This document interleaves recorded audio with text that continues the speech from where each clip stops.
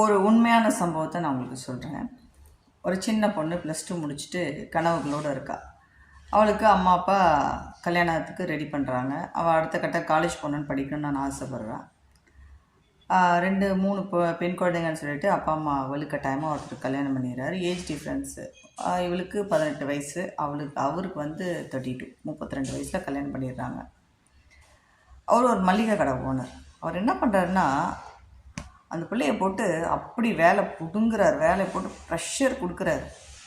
சரி, ஒரு ஒரு ஒரு கணவனோட மனைவி வேலை செய்கிறது தப்பு கிடையாது. ஆனால் அவளை டாமினேட் பண்ணிவிட்டு, அவளை வந்து திட்டிக்கிட்டு, அவளை வந்து ஒரு மாதிரி தரைக்குறைவாக மற்ற வர கஸ்டமர் முன்னாடி பேசும்போது அவளுக்கு ஒவ்வொரு முறையும் அவள் பார்க்கும்போது அந்த கண்களில் கண் கலங்குது. எனக்கு கோவம் வருது பார்க்கும்போது. தன்னுடைய பொண்டாட்டியாக இருந்தாலும் அவள் ஒரு பெண்ணு, அவளுக்குன்னு ஒரு செல்ஃப் ரெஸ்பெக்ட்னு ஒன்று இருக்குது. ஒன்று எல்லாருக்கும் சொல்கிறேன் பாருங்கள், ஒரு ஆண் வந்து ஒரு பெண்ணை அதிகமாக வந்து அடக்கி ஆளணும்னு நினைக்காதீங்க.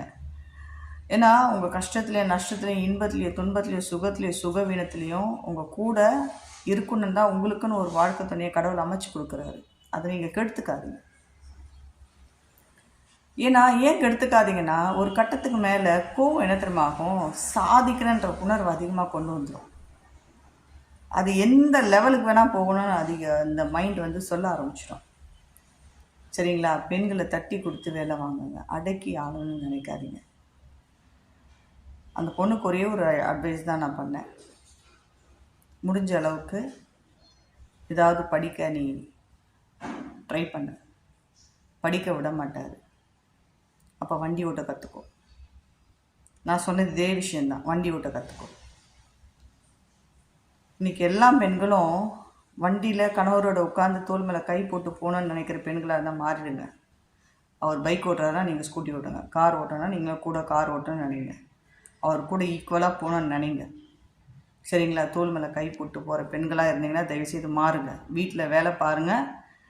அதை தாண்டி உங்களுடைய சுயமாக ஏர்ன் பண்ணக்கூடிய மூளையை, அறிவை, ஆற்றலை, திறனை வளர்த்துக்கோங்க. சரிங்களா? பெண்களுக்கு தயவு செய்து சொல்கிறேன், வீட்டில் புருஷனோட கையை மட்டும் எதிர்பார்த்து உட்காந்துருக்கிற பெண்களாக தான் மாறுங்க. சரிங்களா? தயவு செய்து கொஞ்சம் ஏதாவது உங்கள் திறமையில கொண்டு வாங்க. அப்போ தான் நீங்கள் உங்களுக்கு பிடிச்ச மாதிரி வர முடியும்.